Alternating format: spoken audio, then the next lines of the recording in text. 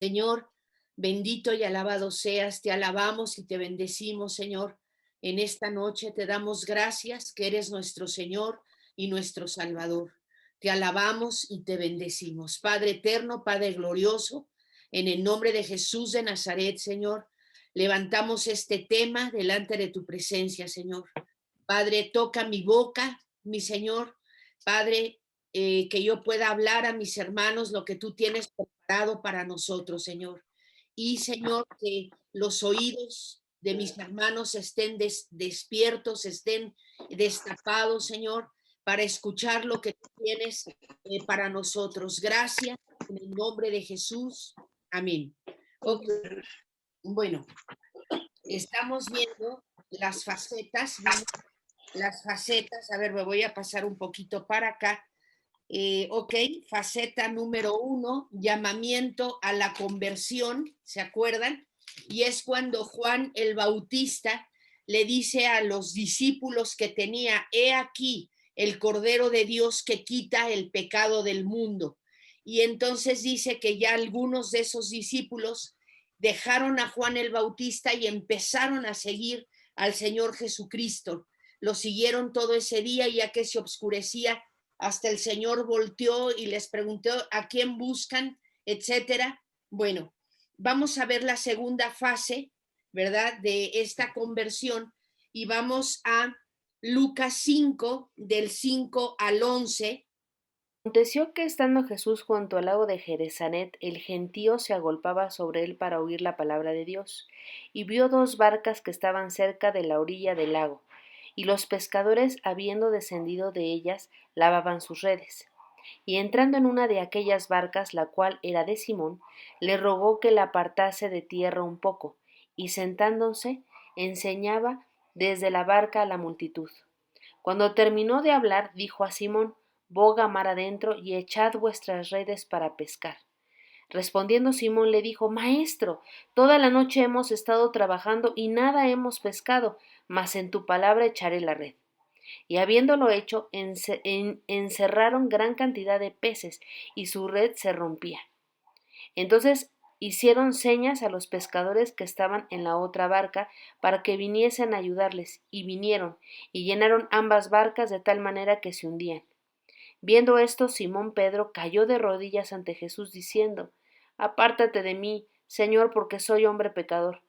Porque por la pesca que había hecho, el temor se había apoderado de él y de todos los que estaban con él. Y asimismo de Jacob y Juan, hijos de Zebedeo, que eran compañeros de Simón. Pero Jesús dijo a Simón: No temas, desde ahora serás pescador de hombres. Y cuando trajeron a tierra la barca, dejándolo todo, le siguieron. Entonces estamos viendo la fase 2 en nuestra vida cristiana y es el verdadero arrepentimiento. Cuando nosotros podemos caer de rodillas como Pedro y decir: Señor, perdona todos mis pecados. Cuando estamos reconociendo que Jesucristo es el Mesías, que Jesucristo es Dios hecho hombre.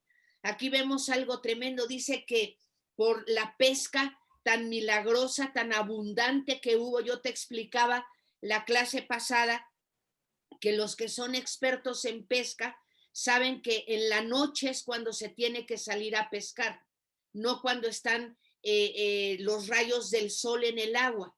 Número 2, los peces vienen a comer en las partes que no son hondas, sino en las partes bajitas es donde vienen los peces a comer en la noche. Y aquí el Señor Jesús de día le dice a Pedro que vayan a lo hondo y que pues lancen sus redes, ¿verdad? Y dice que hubo un milagro contra naturaleza, contra lo que los peces hacen siempre. Y vemos que por esta causa, por este milagro, es que Pedro cae a los pies del Señor. Muchas veces alguien nos invita a las cosas de Dios. Oye, te invito a una reunión, te invito a un desayuno. Y muchas veces, pues las personas van por compromiso, ¿verdad? Porque no te pueden decir que no, porque les da pena.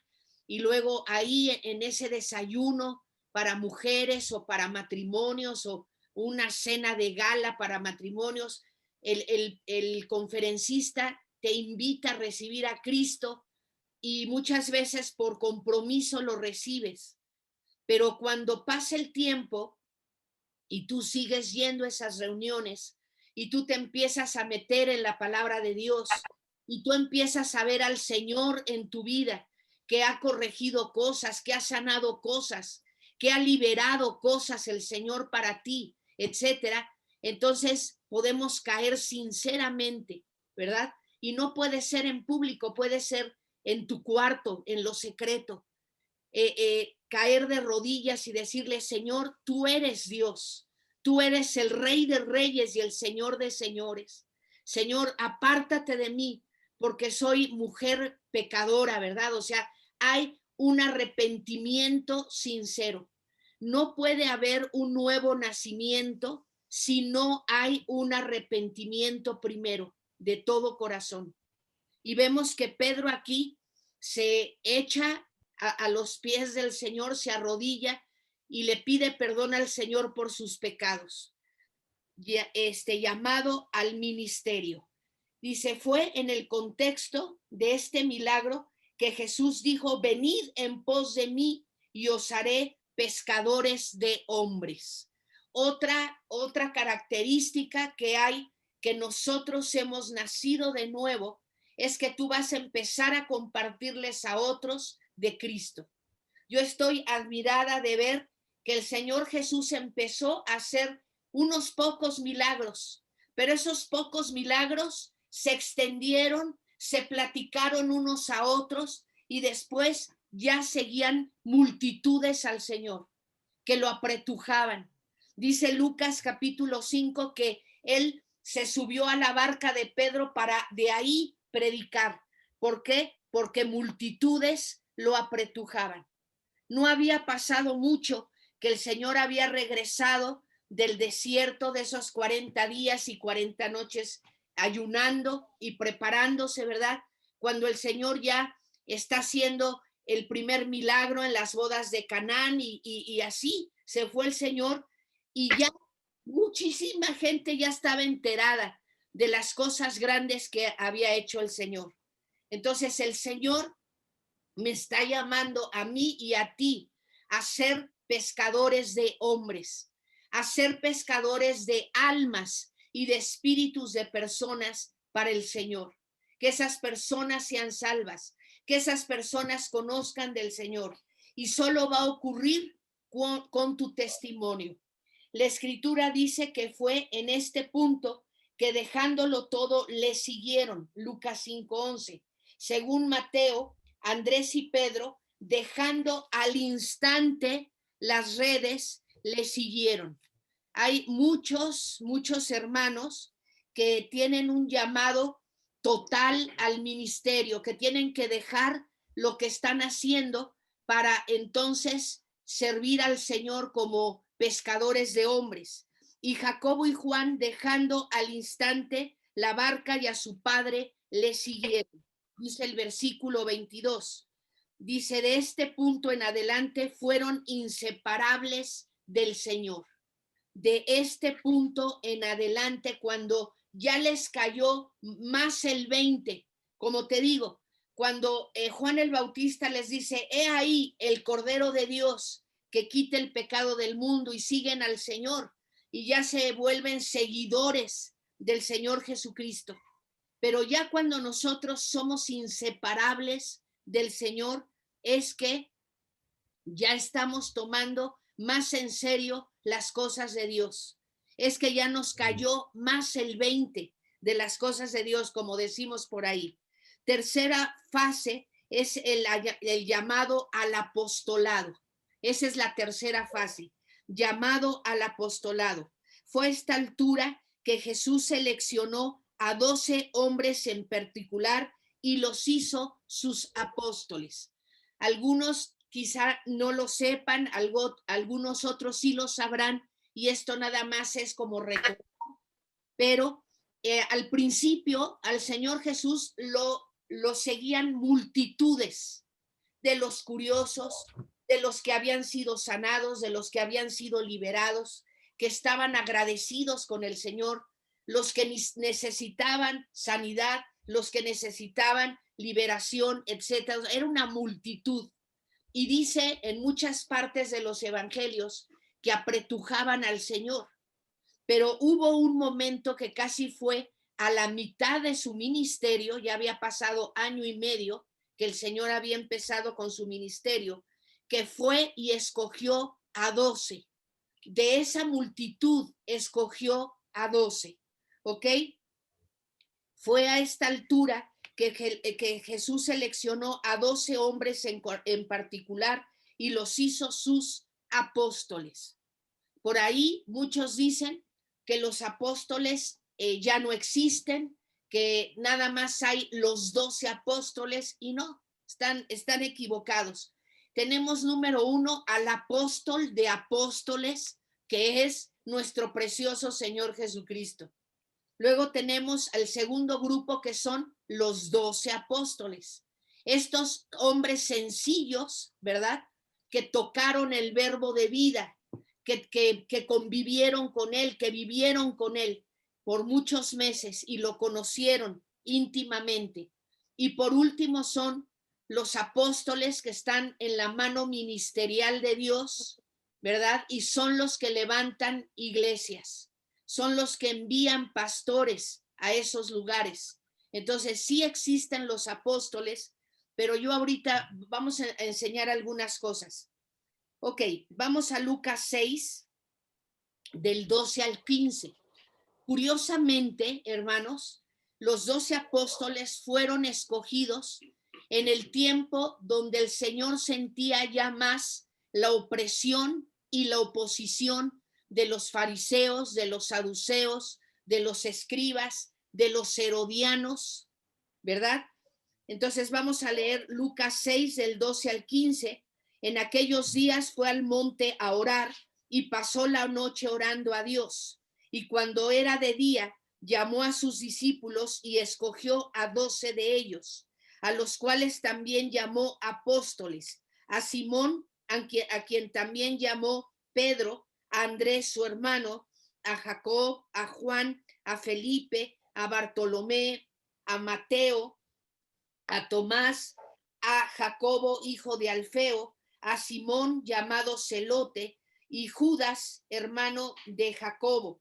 O sea, hay 2 Judas también, Judas, hermanos de Jacobo, y Judas Iscariote, que llegó a ser desafortunadamente el traidor. ¿Ok? El Señor escogió a estos 12 hombres. ¿Por qué? Porque para él era muy difícil caminar y ir de una ciudad a otra con multitudes de personas, que luego él se tenía que preocupar dónde se durmieran, que tuvieran que comer, que a lo mejor entre esas multitudes, y lo más seguro, iban mujeres, iban niños. Entonces, cuando el ministerio del Señor creció de esa manera tan tremenda, entonces él tuvo ya que escoger a 12 personas. Y lo curioso es que son 12 personas de lo más sencillas que te puedas imaginar. Sus apóstoles comenzó con una especie de internado. El Señor Jesús los mandó a salir, a que fueran de 2 en 2. A esta altura aún no estaban preparados para salir solos, de modo que el Señor Jesucristo los organizó en pares, dice aquí, de modo que pudieron ofrecer, de modo que pudieran ofrecerse apoyo mutuo. A través de esta fase de su entrenamiento, el Señor mismo se mantuvo cerca de ellos. Fue como el águila madre, observando a los aguiluchos cuando empiezan a volar. Ellos siempre se comunicaban con el Señor, informándole cómo marchaban las cosas. Cuando yo estaba haciendo mi estudio aquí en este punto, me acordé de un tiempo que nosotros estuvimos saliendo a predicar a las calles de la colonia Constitución de 1917. Y lo hicimos así. Nos asignamos las calles y fuimos de 2 en 2 e íbamos tocando casa por casa, viendo si se les ofrecía algo, si querían que oráramos por algún enfermo, etcétera. Y te tengo sorpresas. El Señor iba con nosotros. Hay veces que iba conmigo y la persona que me tocaba, hay veces que se iba con Mario y la persona que le tocaba, o sea, el mismo Señor Jesús no te deja solo, Él va contigo. Y dice aquí que fue como el águila madre, observando a los aguiluchos cuando empiezan a volar.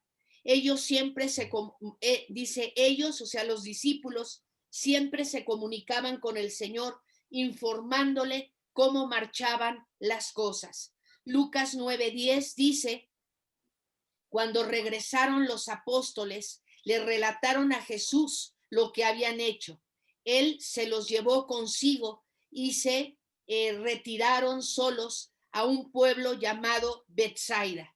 O sea, ellos siempre el Señor Jesús se los llevaba a descansar, a platicar, a que comieran algún alimento, etcétera. Vamos a Lucas 10:17. Cuando los 72 regresaron, dijeron contentos, Señor, hasta los demonios se nos someten en tu nombre. Aleluya. O sea, los demonios, hermanos, nos conocen perfectamente a todos. Yo no puedo ir a sacar demonios en nombre del Dios de alguien, sino que yo voy en el nombre de mi Dios, en el nombre de mi Señor y de mi Salvador, ¿verdad? Hacer esa liberación. Después de un par de etapas de trabajo evangelístico, volvieron al Señor y se quedaron con Él para un tiempo más largo de enseñanza, ministerio, compañerismo y descanso. Vamos a ver Marcos 6, del 30 al 34. Entonces los apóstoles se juntaron con Jesús y le contaron todo lo que habían hecho y lo que habían enseñado. Él les dijo, venid vosotros aparte a un lugar desierto, y descansad un poco, porque eran muchos los que iban y venían, de manera que ni aún tenían tiempo para comer. Y se fueron solos en una barca a un lugar desierto.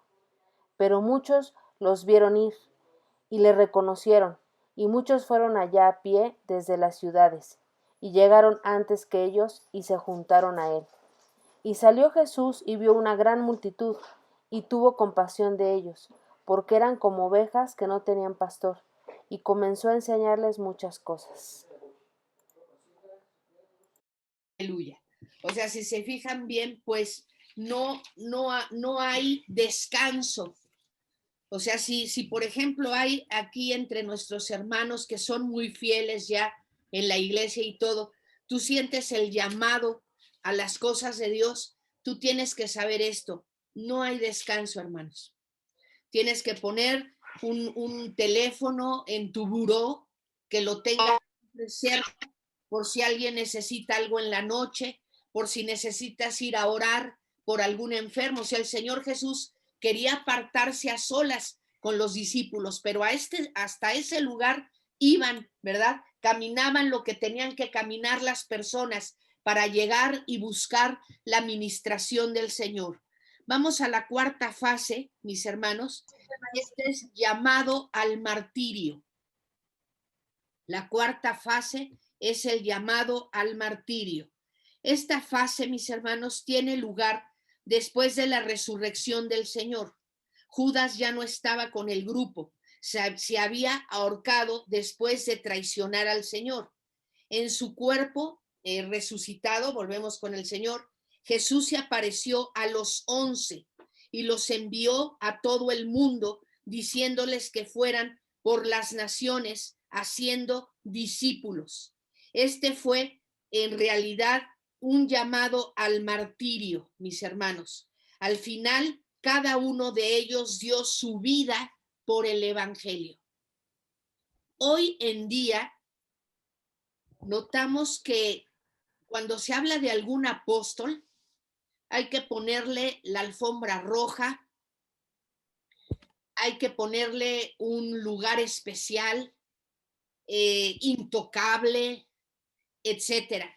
Y los apóstoles no fueron así. El que realmente fue llamado apóstol murió por la causa de Cristo. Murieron por causa del Señor. La historia de la iglesia registra que todos, salvo uno, o sea, 10 de ellos, fueron martirizados y solo uno, Juan, se dice que llegó a anciano, aunque fue perseguido y fue perseguido duramente por el nombre de Cristo, exiliándose en la pequeña isla de Patmos. Voy a volver a leer esto. La historia de la iglesia registra que todos, salvo uno, fueron muertos por su testimonio. Solo Juan se dice que llegó a anciano, aunque fue perseguido duramente por el nombre de Cristo, exiliándose en la pequeña isla de Patmos, que ahí fue donde recibió la revelación del Apocalipsis. A pesar de los obstáculos que tuvieron que enfrentar, ellos triunfaron, mis hermanos. En medio de grandes persecuciones e incluso del martirio, cumplieron con su tarea. ¡Qué increíble! Contra todas las probabilidades, entraron victoriosos en la gloria de Dios. Ok, estos 11 apóstoles, y luego se unió Pablo, ¿verdad? Eh, pues pudieron con lo que se les encomendó, llevar el evangelio de Cristo a a Judea, a Jerusalén y hasta el último rincón de la tierra, y ha sido así. Y el testimonio continuó, y el testimonio continuo del evangelio, dice aquí, extendiéndose más de 2000 años y llegando prácticamente a todos los rincones de la tierra. Es un testimonio a la sabiduría, ¿verdad?, de la estrategia divina.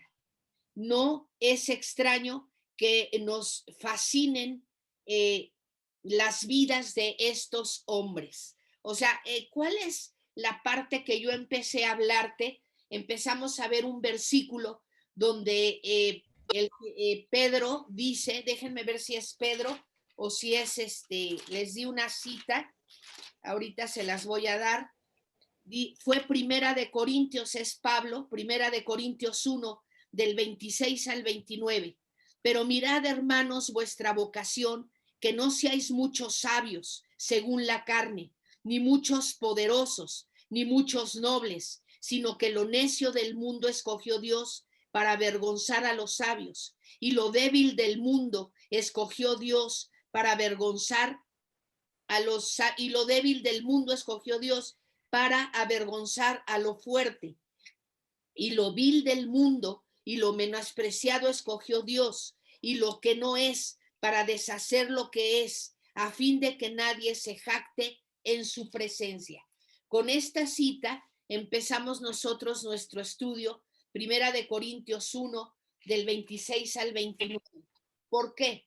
Porque nosotros estamos viendo hombres sencillos, pescadores, ¿verdad?, recaudadores de impuestos, campesinos, fueron los que fueron llamados por el Señor.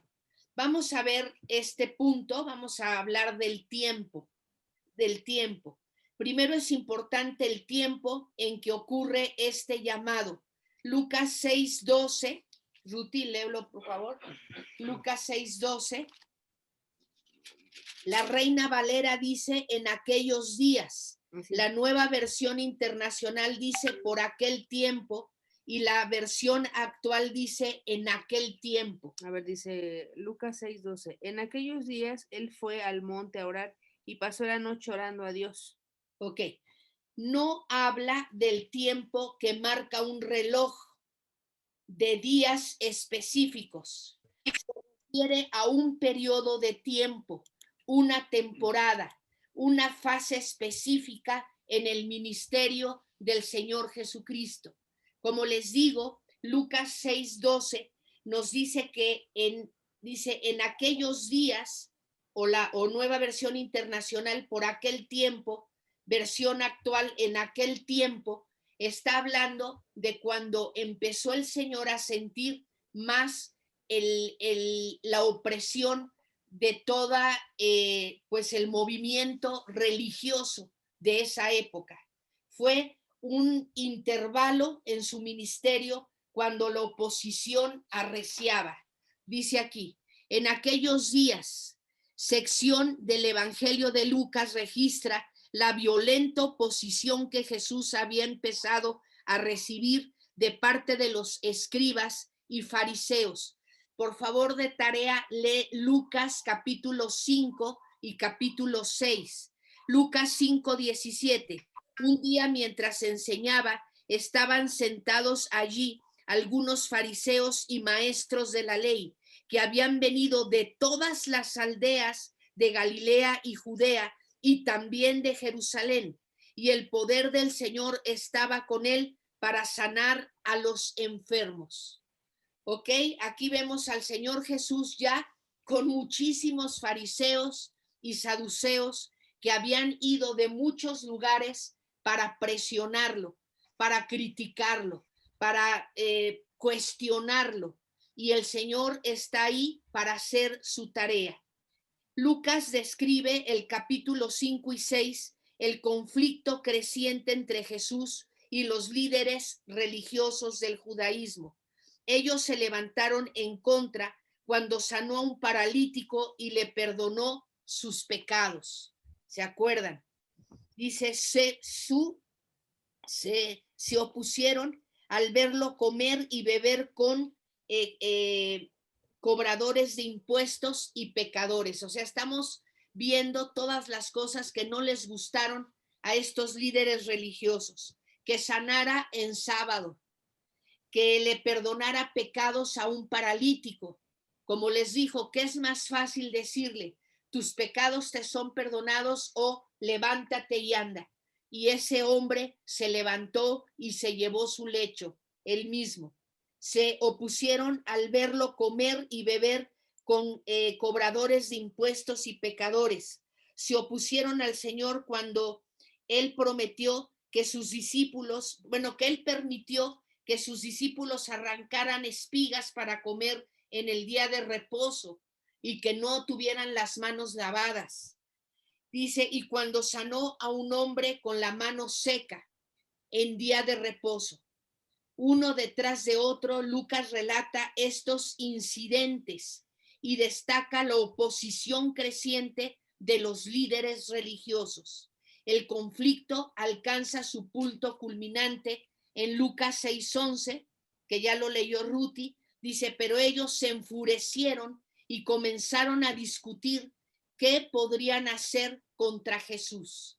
O sea que ya no solo estaban molestos los líderes religiosos de esa época, sino que estaban ya enfurecidos.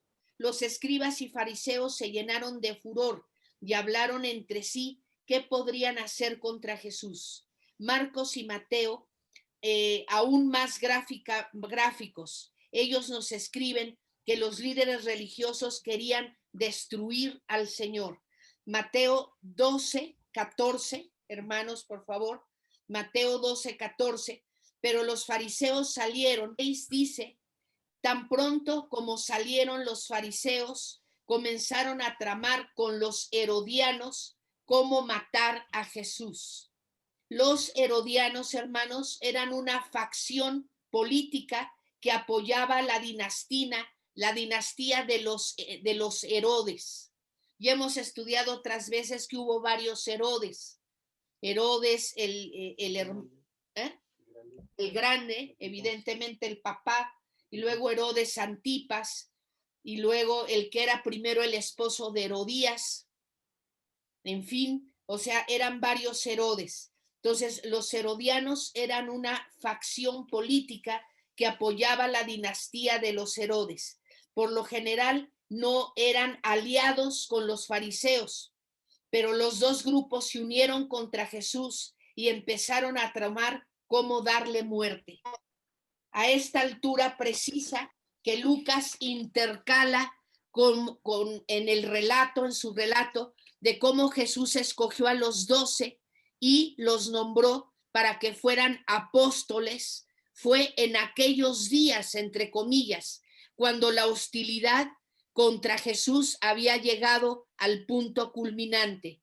Jesús pudo sentir la presión de la proximidad de su muerte. El odio por Jesús entre la élite religiosa había llegado hasta procurar su muerte.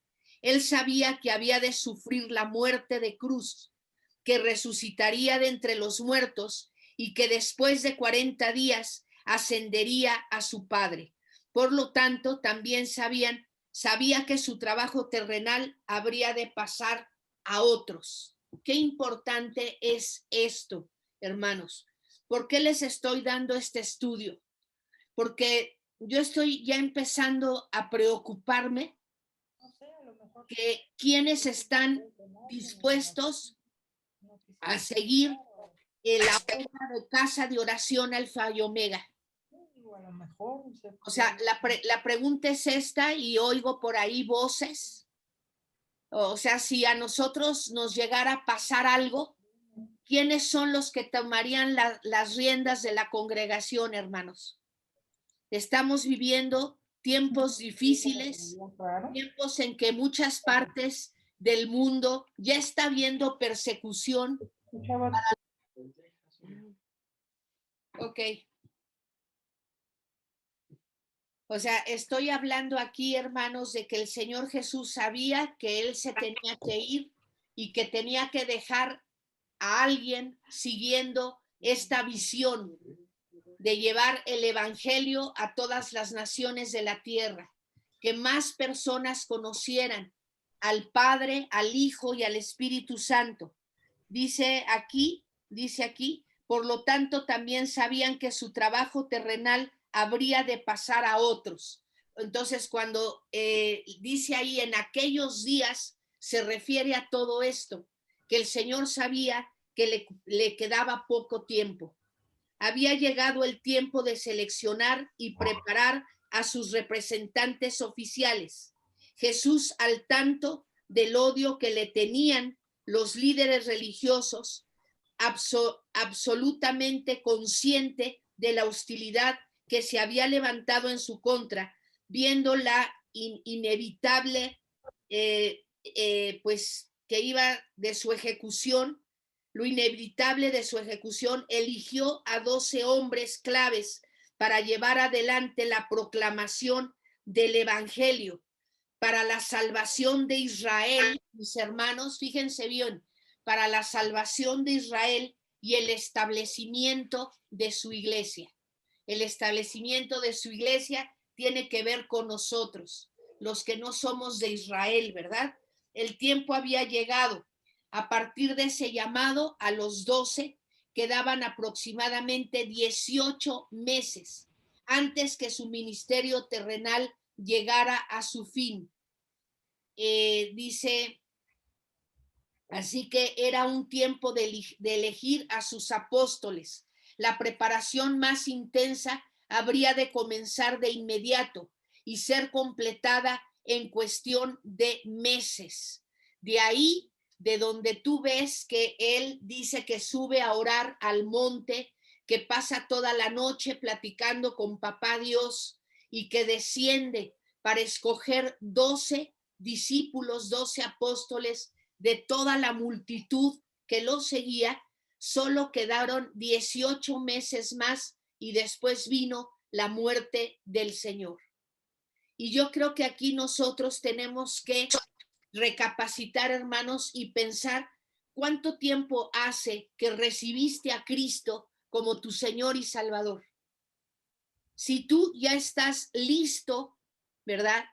Para salir, para evangelizar, para sanar, para liberar al que necesite liberación, etcétera. O sea, el Señor nos pregunta, ¿ya estás listo? ¿Ya estás preparado? ¿O seguimos cometiendo cosas que no están correctas, cosas, o sea, que todavía predomina la carne en nosotros? Todavía estamos en la primera fase o estamos en la segunda fase, o el Señor puede llevarnos hasta a esta tercera fase, ¿verdad? El enfoque del ministerio del Señor pasó entonces de las multitudes a estos pocos. Sin duda fue la evidente realidad de su muerte a manos de sus adversarios, lo que marcó el punto de cambio. Cuando Jesús escogió a los 12 para hacer de ellos sus representantes oficiales, es decir, ¿verdad? Predicadores del Evangelio que habrían de proclamar su mensaje y autoridad. Él no escogió ni a un solo rabí, ni a un escriba, ni a un sacerdote, ni un fariseo, ni un saduceo, sino escogió gente sencilla. ¿Ok? Tú y yo somos gente sencilla y el Señor nos ha escogido. Vamos a orar. Señor, queremos darte gracias, Padre, es muy poco el tiempo que tenemos aquí, Señor Jesús, y queremos, Señor, pues darte gracias por lo que tú estás tratando con nosotros, Señor, que ya tomemos más en serio el llamado que tú tienes para nosotros. Tú quieres hacer cosas grandes por medio de nosotros, Señor. Nosotros somos vasos de barro humildes, Señor, que te reconocemos y que te necesitamos y que queremos ser útiles en tu reino, Señor. Escógenos, Señor, como escogiste a esos 12 discípulos. Yo te doy gracias por esto en el nombre de Jesús de Nazaret. Y Señor, bendice a cada familia de la iglesia, Señor. Padre, que tu bendición sea sobre de ellos. Amén. Hermanos, Dios los bendiga y nos vemos pues el domingo. Gracias, hermanos. Amén. Muchas gracias, pastora. Buenas noches a todos. Gracias. Gracias.